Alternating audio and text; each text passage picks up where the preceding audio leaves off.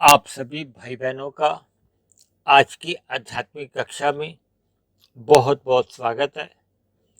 आज की चर्चा का विषय है भक्ति। और भक्ति के साथ ही हमने दो शब्द और जोड़े हैं जो भक्ति को एक ऊंचाइयों पे ले जाते हैं या कह दो गति देते हैं। वो दो शब्द हैं वैराग्य और अभ्यास। अक्सर मनुष्य ज्ञान और वैराग्य की ही बातें करता है, लेकिन अभ्यास शब्द को इतना महत्व देता नहीं है, जिसके फलस्वरूप मनुष्य की ये भक्ति एक गति नहीं पकड़ पाती है। और वैसे तो देखिए, शास्त्रों में जो भक्ति शब्द है वो अपने आप में ही बहुत बड़ा एक योग है। भगवान श्री कृष्ण ने गीता में 3 योग बताए हैं: कर्म योग, ज्ञान योग और भक्ति योग। देखिए, कर्म योग में निष्काम कर्मों की प्रधानता रहती है। गीता में तो भगवान श्री कृष्ण ने अर्जुन को माध्यम रखते हुए हम सभी मनुष्यों को निष्काम कर्म करने की एक प्रेरणा दी। वैसे तो देखिए, हम अपने जीवन में लगभग सकाम कर्म ही करते रहते हैं, और सकाम कर्म में भी पुण्य कर्म के साथ साथ पाप कर्म भी कर जाते हैं। ये जो हम कर्म करते हैं अपने जीवन में, आप भी कर्म करते हो, मैं भी कर्म करता हूं। कर्म तो देखिए अपने आप में मनुष्य से नीचे की जोनियों के भी जीव करते हैं, लेकिन उनके कर्म लिखे नहीं जाते। इसी तरह मनुष्य से ऊपर की जो जोनी है, जो भले ही प्रत्यक्ष रूप से आपके हमारे देखने में नहीं आती, लेकिन वो परमात्मा की शक्तियां पाकर, परमात्मा की प्रेरणा से इस प्रकृति की व्यवस्था के लिए जो भी कर्म करते हैं उनको मात्र एक क्रिया कहा जाता है। यानी कि ऊपर की जोनियों के और मनुष्य से नीचे की जोनियों के जितने भी कर्म होते हैं, क्रिया होती है, वो किसी भी प्रकार से लिखे नहीं जाते। यानी कि नीचे की जोनियां हो चाहे ऊपर की जोनियां हो, वो कर्म जोनि नहीं, भोग जोनि माने जाते हैं। इसी तरह मनुष्य जोनि में ही हम जितने भी सकाम भाव से कर्म करते हैं, उनका आपका हमारा कर्माशय बनता है। और कर्माशय के साथ साथ हमारा एक स्वभाव बनता है, संस्कार बनते हैं। ये भी केवल और केवल मनुष्य जोनि में ही बनते हैं। और मनुष्य से ऊपर की जोनियां हो या नीचे की जोनियां हो, ये जो हमारे बने हुए कर्माशय है ना, उसमें से पाप और पुण्य कर्मों का क्षय होता है। ऊपर की जोनियों में पुण्य कर्मों का क्षय होता है, जो हमने मनुष्य जोनि में इकट्ठे किए होते हैं, जो हमारे संचित कर्मों में पुण्य कर्म होते हैं, उनका क्षय होता है।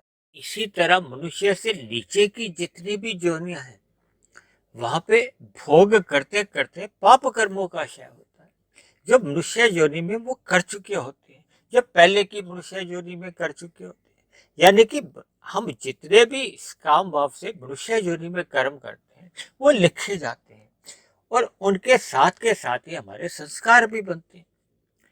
और जब हम निष्काम भाव से कर्म करते हैं, जिसका कि भगवान श्री कृष्ण ने गीता में एक मुख्य रूप से एक शिक्षा दी है, संदेश दिया है।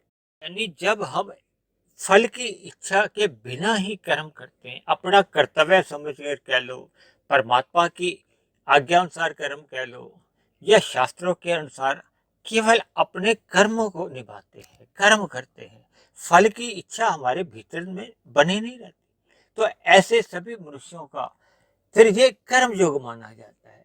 लेकिन कर्म योग में भी हम जितने भी कर्म करते हैं, भले ही उसका हमारा कर्माशय नहीं बनता, लेकिन संस्कार उनके भी बनते हैं। ये संस्कार और कर्माशय हमारे आपके कार्य शरीर में रहते हैं। जैसे आपका हमारा ये स्थूल शरीर होता है, ये तो पृथ्वी जल अग्नि वायु आकाश 5 तत्वों का बना है, जो कि अक्सर व्यवहार में आपके हमारे देखने में आता है। जबकि इस स्थूल शरीर के पीछे जो एक तंत्र है, वो है आपका हमारा सूक्ष्म शरीर, और उसके भी पीछे एक हमारा एक शरीर है या यंत्र है, वो है कारण शरीर। कारण शरीर के पीछे आत्मा, और आत्मा के साथ ही है परमात्मा। देखिए, ये एक कर्म बना हुआ है।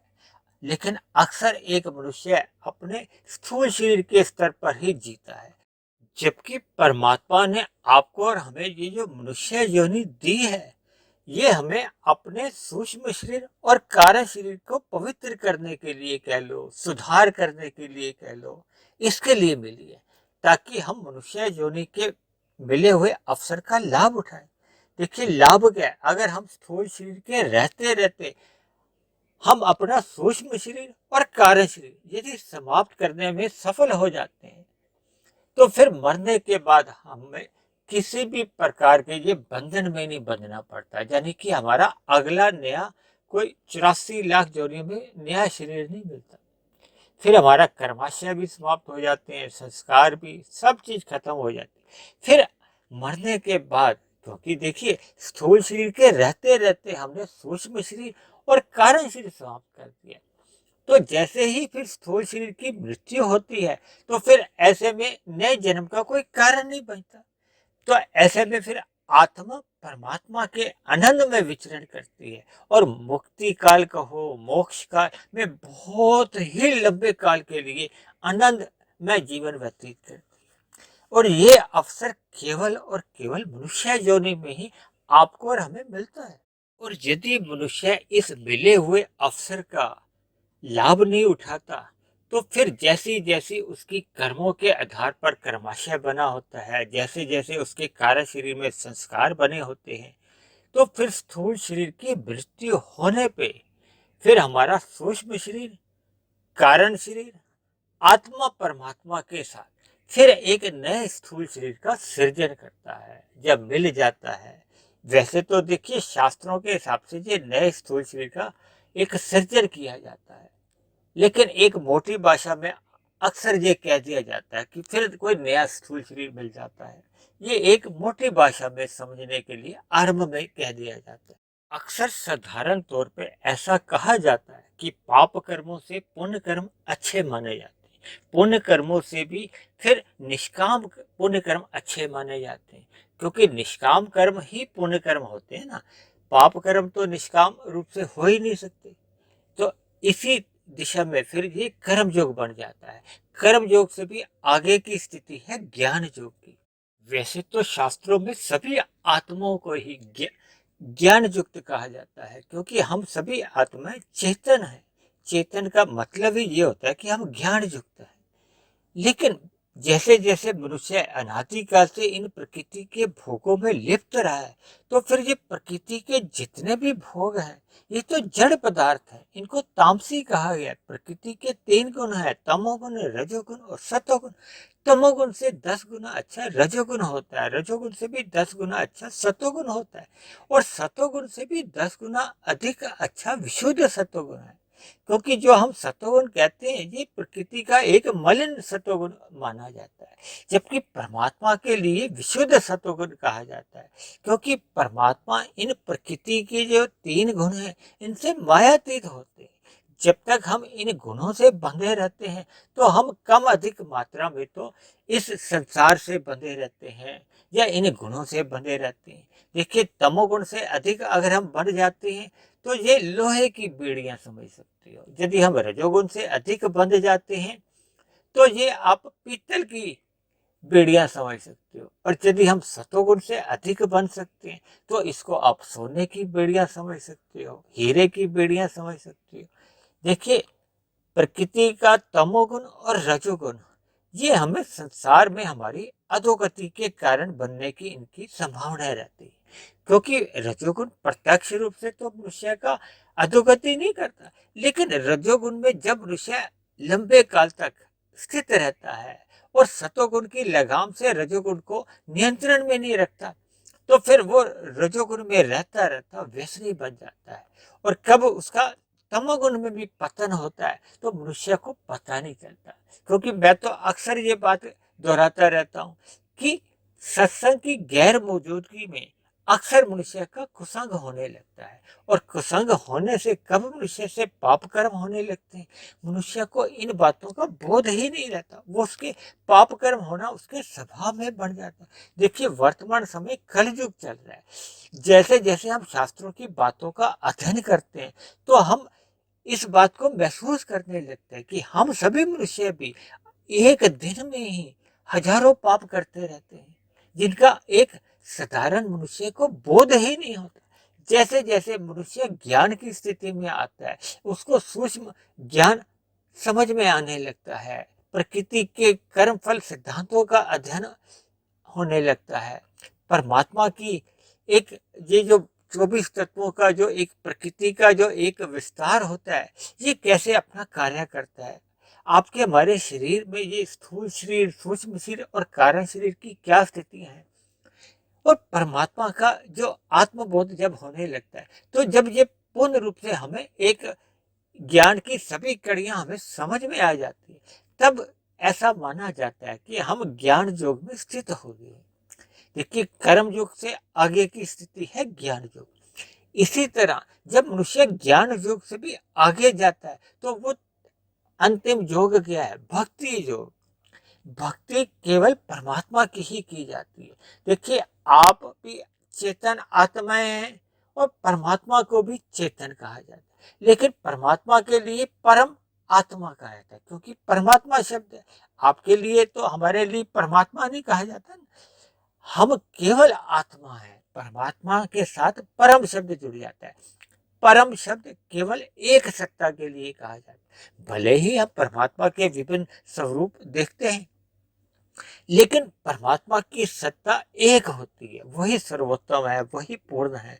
हम आत्मा तो अनंत हैं, जिनकी कोई गिनती ही संभव नहीं, क्योंकि पेड़ पौधे, कीड़े मकोड़े, कीट पतंगे, पक्षी, पशु, ये इतनी अधिक संख्या में। देखिए, अक्सर लोग 84 लाख योनियों से भ्रमित हो जाते हैं। शास्त्रों में 84 लाख प्रकार की अलग अलग जोनियां तो बताई गई, लेकिन सभी जोनियों में असंख्य जीव है, क्योंकि आत्मा तो जन्म मरण से रहित है। इसलिए जितनी भी आत्मा है वो भी एक निश्चित है। शास्त्रों में इसका कहीं वर्णन नहीं आता, क्योंकि इतनी असंख्या की लिखने में नहीं आ सकती, बोलने में नहीं आ सकती, तो इनको क्या संख्या दे सकती। लेकिन जितनी भी है वो परमात्मा की नजरों में निश्चित है, यानी कि उसमें कोई कम अधिक नहीं होती। अब हम बात करते हैं ये भक्ति योग की। देखिए, क्योंकि आत्मा और परमात्मा दोनों ही चेतन तत्व है, जबकि ये जो माया है, जब प्रकृति है, शास्त्रों में इस माया को या प्रकृति को जड़ कहा जाता है, और जड़ में अपने आप कोई क्रिया नहीं होती। किसी भी जड़ यंत्र में तब क्रिया होती है जब उसमें कोई चेतन शक्ति का प्रभाव होता है। इसी चेतन शक्ति को ब्रह्म शक्ति कहा जाता है। ये ब्रह्म शक्ति जब ये प्रकृति के गुणों में एक व्याप्त हो जाती है, तो फिर ये इन गुणों का ही 23 तत्वों में विस्तार होता है। ये 23 तत्वों का विस्तार में ही आपका हमारा ये जीवन चल रहा है। आपके हमारे जो 3 शरीर है, स्थूल शरीर, सूक्ष्म शरीर और कारण शरीर, जिनका अभी हमने जिक्र किया था, ये भी उन 23 तत्वों में ही है। यानी कि तमोगुण, रजोगुण और सतोगुण को एक तत्व कहा गया है। उस एक तत्व से 23 तत्वों का विस्तार होता है। यानी आपके हमारे शरीर भी ये 24 तत्वों के ही बने हुए हैं, लेकिन इन सब में ही आत्मा तत्व एक चेतन तत्व है। चेतन तत्व ही चेतन तत्व से एक प्रीति कर सकता है, प्रेम कर सकता है, क्योंकि दोनों में एक सजातीय संबंध है। लेकिन कलयुग में ऐसा क्या देखा जा रहा है कि ये प्रकृति के जो विषय भोग हैं, गंध, रस, रूप, स्पर्श और शब्द, ये वास्तव में तो जड़ है। ये तो क्रियामान इसलिए हमें लगते हैं क्योंकि परमात्मा की ब्रह्म शक्ति द्वारा ये संपूर्ण प्रकृति एक क्रियाशील दिखती है, चेतनमय लगती है। और एक साधारण मनुष्य ज्ञान के अभाव में इन प्रकृति के भोगों में ही अपना जीवन बिता देता है, यानी कि इन भोग विषयों में ही उसकी रुचि बनी रहती है, राग बना रहता है। जिन जिन वस्तुओं से या मनुष्यों से उसको सुख मिलता है, उनमें राग हो जाता है। जिनसे उनको दुख मिलता है, चाहे वो वस्तु हो चाहे व्यक्ति हो, उनसे उसको द्वेष हो जाता है। शास्त्रों में तो जो वैराग्य का नाम दिया गया है, वो तो यह कि जब हमारा किसी वस्तु विशेष में या व्यक्ति में न राग हो न द्वेष हो, उस स्थिति विशेष को ही वैराग्य कहा जाता है। और वैराग्य और ज्ञान को इकट्ठा भी जोड़ा जाता है। देखिए, शास्त्रों में कहीं कहीं ऐसा भी जिक्र आता है कि मनुष्य को जैसे जैसे ज्ञान होता है वैसे वैसे वैराग्य होता है।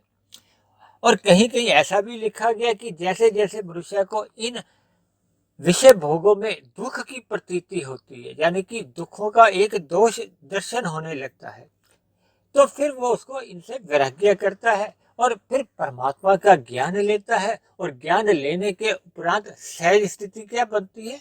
वो परमात्मा की एक सहज ही भक्ति होने लगती है। जैसा कि हमने पहले भी कहा था कि आत्मा और परमात्मा दोनों ही चेतन तत्व है। ये तो आत्मा परमात्मा से क्यों विमुख हो जाती है?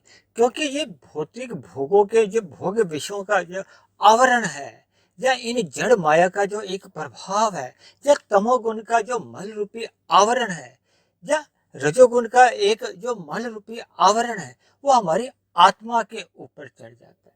क्योंकि जैसे जैसे हमारा सूक्ष्म शरीर और कारण शरीर अपवित्र होने लगते हैं, अपवित्र होते ही उसका फिर हमारी आत्मा पे प्रभाव पड़ता है। हमारी आत्मा का जो ज्ञान है वो आवृत हो जाता है। और जैसे जैसे ये अधिक मात्रा में आवृत हो जाता है, देखिए एक साधारण सी बात है, जैसे एक तराजू के दो पलड़े होते हैं, इन दो पलड़ों को आप एक की प्रकृति मानो और एक में परमात्मा मानो। जिस पलड़े की ओर हमारा झुकाव होता है, रुचि होती है, वो पलड़ा फिर भारी हो जाता है। जब हम विषय भोगों को अधिक महत्व देते हैं, तो फिर हमारा पलड़ा विषय भोगों की तरफ ही एक भारी हो जाता है, झुक जाता है, सहज ही हमारी प्रवृत्ति होने लगती है। तो फिर ऐसे में परमात्मा से फिर हमारी विमुखता आ जाती है। विमुखता आना ही एक भक्ति का ना होना है, यानी कि हम जब परमात्मा से विमुख हो जाते हैं तो हमारी फिर इन विषय भोगों के प्रति ही रुचि होती है। तो फिर परमात्मा से हमारी भक्ति तो दूर दूर की बात है, ज्ञान की स्थिति ही नहीं रहती। और जब ज्ञान की स्थिति नहीं रहती तो फिर हमारा इन भोगों से तो वैराग्य होते ही नहीं, क्योंकि वो तो हमारा विषय भोगों से पहले ही राग बना हुआ है। यानी इन सभी स्थितियों के रहते हुए हम परमात्मा की इस दिव्य शक्ति से कहो, या परमात्मा के एक दिव्य गुणों से, या परमात्मा से जो हमारी भक्ति प्रीति होनी चाहिए, उससे मनुष्य विमुख होता है। जबकि ये भक्ति केवल और केवल मनुष्य योनि में ही करना संभव है। शेष किसी भी योनि में ये ज्ञान में स्थिति नहीं बनती, भक्ति में स्थिति नहीं बन सकती, और कर्म योग की स्थिति तो बिल्कुल भी नहीं बनती, ऐसा कि हमने पहले भी जिक्र किया। इसलिए आपको और हमें मिले हुए जीवन में सत्संग करते रहना चाहिए, सत्संग करते रहना चाहिए। देखिए, भारत को एक धार्मिक देश माना जाता है, जबकि भारत के अलावा जो अन्य देश हैं, यानी कि विदेशों में भले ही सत्संग होता है, लेकिन विदेशों को अक्सर भौतिक देश माना जाता है, क्योंकि वहाँ सुख सुविधा के अनेक साधन है, भोग्य पदार्थों की उपलब्धता बहुत अधिक है। या दूसरे शब्दों में आप यूं भी कह सकते हो कि विदेशों में एक साधारण मनुष्य इन विषय भोगों में अधिक लिप्त है। क्योंकि जितने भी विषय भोग हैं, ये पांच विषय भोग जो गंध रस रूप स्पर्श और शब्द हैं, ये सब रजोगुण में आते हैं। और जब तक मनुष्य इन विषय भोगों में लिप्त रहता है तो फिर उसका ज्ञान आवृत रहता है।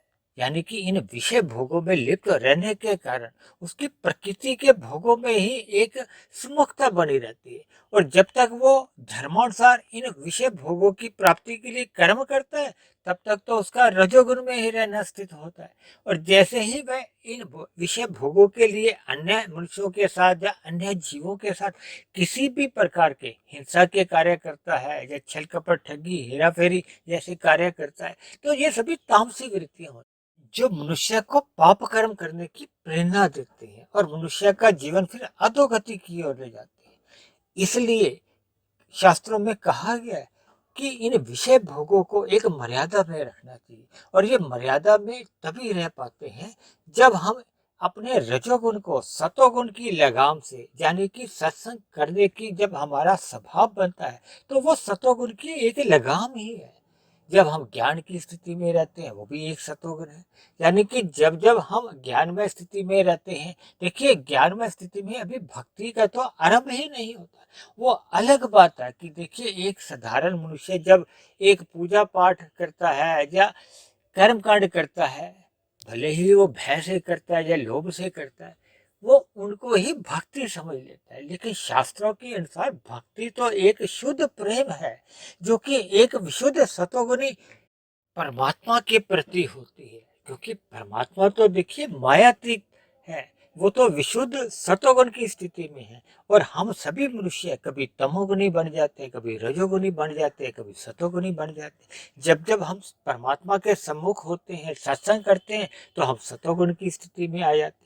लेकिन अक्सर देखा जाता है कि आरंभ में मनुष्य का जब रजोगुण एक मर्यादा से अधिक होता है, तो फिर ऐसी स्थिति में भले ही मनुष्य सत्संग करता हुआ दिखाई देता है, लेकिन वो ज्ञानमय स्थिति में नहीं रहता। उसका सत्संग बेमन से होता है। तो बेमन के सत्संग होने की स्थिति में फिर वो सतोगुणी संस्कार बन नहीं पाते, यानी कि सत्संग के संस्कार उसके कारण शरीर में बन नहीं पाते।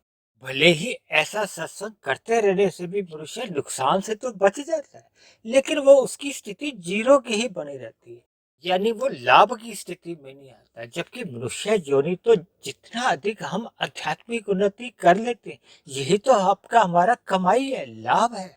यानी कि मनुष्य योनि में हम सत्संग करते करते जितना इन विषय भोगों से वैराग्य कर लेते हैं, और जितना अपने आप को ज्ञान की स्थिति में स्थित करते हैं, और भक्ति में हम जितनी अधिक कमाई कर लेते हैं, वो आपकी हमारी एक आध्यात्मिक उन्नति है। और आध्यात्मिक उन्नति मरने के बाद भी सुरक्षित बनी रहती है। जबकि भौतिक उन्नति मनुष्य अपने जीवन में जितनी भी कर ले, वो मरने के साथ ही समाप्त समझी जाती है। इसलिए मेरी आप सभी भाई बहनों से विनती है कि अपने जीवन में ज्ञान पूर्वक सत्संग कीजिए, ताकि मन लगा के आपका सत्संग हो, श्रद्धा पूर्वक सत्संग हो, ताकि किए गए सत्संग का फिर आपके सूक्ष्म शरीर द्वारा, यानी कि मन बुद्धि में उसका चिंतन बना रहे। चिंतन बने रहने से फिर आपके कारण शरीर में वैसे इस शुभ संस्कार बनने लगते हैं। शुभ संस्कार बनने की स्थिति में फिर हमारे मन में भी शुभ फुरने उठते हैं। शुभ फुरने उठने से फिर हम नेक कर्म करते हैं। अन्यथा अगर हमारे कारण शरीर में बुरे संस्कार बने हुए, भोगों के संस्कार बने हुए, तो फिर भोगों के ही मन बुद्धि में फुरने उठते रहते हैं। वो फुरने बार बार हमसे कभी राजसी कर्म करवाए जाते हैं, और कभी कभी हमसे फिर तामसी कर्म करवाए जाते हैं। इन तामसी कर्मों को ही पाप कर्म समझा जाता है। इसलिए मनुष्य को अपने जीवन में सदा सत्संग करते रहना चाहिए, सत्संग करते रहना चाहिए, और इन विषय भोगों के प्रति एक स्थायी वैराग्य की स्थिति में अपने आप को स्थित करना चाहिए। ये तभी संभव हो पाता है कि जब हम सत्संग का एक निरंतर अभ्यास करते रहते हैं। इस बात को आप एक उदाहरण से समझ सकते हैं। देखिए, जैसे हमने कमरे की सफाई कर दी हो, कमरे की सफाई का अभिप्राय आप अंतःकरण की सफाई से ले सकते हैं। जैसे अक्सर आरंभ में स्थूल स्तर पर ये झाड़ू लगाया जाता है, तो फिर वो जितना भी कूड़ा करकट होता है उसमें लगभग निकल जाता है। फिर उसके बाद पोछा लगाया जाता है, यानी कि वो सूक्ष्म स्तर पर है। अगर आप पहले ही पोछा लगाने का काम करते हो और बाद में झाड़ू लगाते हो, तो उसका कोई लाभ नहीं मिलता, या उतना लाभ नहीं मिलता। इसी तरह देखिए, जब हम सत्संग में श्रद्धा पूर्वक सत्संग करते हैं, फिर उस किए हुए सत्संग का फिर हम चिंतन करते हैं, मनन करते हैं, तो फिर उसका हमारे कार्य शरीर में संस्कार बनते हैं। इसी तरह देखिए, हम स्थूल शरीर के स्तर पर पहले हम सत्संग करते हैं, उसको आप झाड़ू पोछा ही कर लो, उसमें हमारा स्थूल गंध जितना होता है, ये स्थूल गंध क्या है कि जो हम विभिन्न प्रकार का जो कुसंग करते हैं, उससे हमारे अंतःकरण में कूड़ा करकट इकट्ठा हो जाता है। ये कूड़ा करकट जैसे जैसे हम सफाई करते हैं, ये सत्संग हमारी सफाई का काम करता है। फिर जैसे जैसे सुने हुए सत्संग का हम चिंतन करते हैं, मनन करते हैं, तो हमारे मन में फिर और पक्के संस्कार बनने लगते हैं। फिर कार्य शरीर में फिर वो और स्थायी स्तर पर संस्कार बनते हैं। इसी तरह हमारे अंतःकरण में फिर जो बुरे संस्कार है वो धीरे धीरे समाप्त होने लगते हैं। यदि हम दोबारा से ये विषय भोगों में संग करते हैं, यानी कि एक तरफ हमने झाड़ू लगाया, फिर पोछा लगाया और उधर से हमने गंद डाल दिया, तो फिर वो कमरे की सफाई तो नहीं हो पाती। ये कमरा ही तो आपका हमारा एक अंतःकरण है। जैसे जैसे हमारे कमरे की सफाई हो जाती है, हमारे अंतःकरण की सफाई हो जाती है, जब अंतःकरण की सफाई हो जाती है तो फिर हमारी आत्मा के ऊपर जो भोगों का आवरण होता है वो हटने लगता है।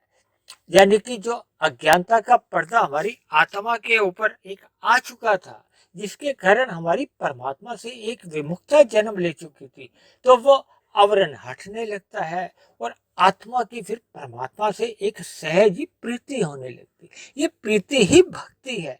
यानी कि मनुष्य को अपने जीवन में स्थायी भक्ति करने के लिए स्थायी वैराग्य होना चाहिए। वैराग्य का अभिप्राय हमारा स्थायी वैराग्य से ही है, क्योंकि जब तक अल्प वैराग्य तो देखिए संसार में अक्सर होता रहता है, ये अस्थायी वैराग्य होता है, इसका हमें कोई विशेष लाभ मिल नहीं पाता, क्योंकि संस्कार के स्तर पर जब तक हम इनकी एक पक्के तौर पे सफाई नहीं करते तब तक हमें इसका पूर्ण लाभ नहीं मिलता। और ये तभी मिलता है जब हमारे कारण शरीर से वो जो बुरे संस्कार है, जिन वो जो बीज रूप में पड़े होते हैं, उनसे बार बार हमारे बुरे फुरने उठते हैं। वो बुरे फुरने फिर हमें कुछ ऐसी परिस्थितियों के साथ, रजोगुण के साथ जोड़ देते हैं और फिर मनुष्य उन भोगों में लिप्त होने लगता है।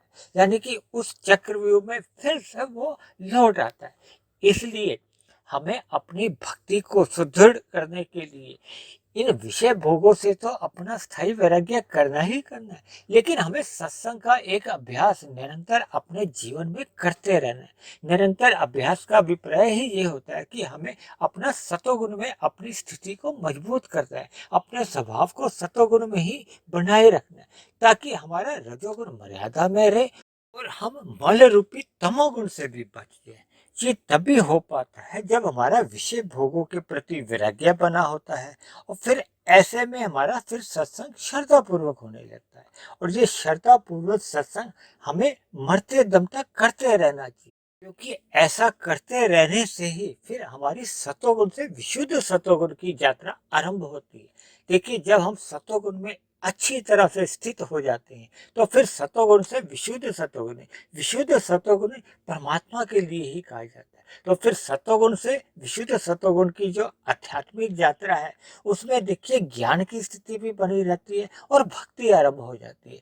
और ये जैसे जैसे हमारा स्वभाव शुद्ध होता जाता है तो फिर हमारी भक्ति में एक गति आ जाती है। इस बात को भी आप एक उदाहरण से समझ सकते हो। जैसे हमने कन्याकुमारी यहाँ से पहुंचना हो, यदि हम पैदल भी चल सकते हैं, हम साइकिल पे भी जा सकते हैं, स्कूटर कार पे भी जा सकते हैं, रेलगाड़ी से भी जा सकते हैं, हवाई जहाज से भी जा सकते हैं। तो इन सभी साधनों की एक अलग अलग गति है। जिस गति के साथ हम चलते हैं फिर हमारी मंजिल उतनी जल्दी वो तय हो जाती है। यानी कि हम अगर कर्म कांड करते हुए अपने पूजा पाठ में ही लिप्त रहते हैं और ज्ञान पूर्वक स्थिति में नहीं आ पाते, तो फिर भक्ति में स्थिति भी हमारी नहीं बनती। तो फिर ये हमारी एक बहुत ही एक साधारण गति होती है। तो इसलिए मेरी आप सभी भाई बहनों से ये विनती है कि आप ज्ञान पूर्वक वैराग्य रखिए और सदा ही सत्संग में अपने आप को स्थित रखिए, और ये सत्संग निरंतर दीर्घकाल तक करते रहिए, ताकि आपकी परमात्मा के प्रति एक विशेष आकर्षण पैदा हो, प्रीति बढ़े, और फिर ये प्रीति में अपने आप ही इतनी गति आ जाती है कि फिर परमात्मा रूपी जो एक मंजिल है वो एक जल्दी से जल्दी प्राप्त हो जाती है।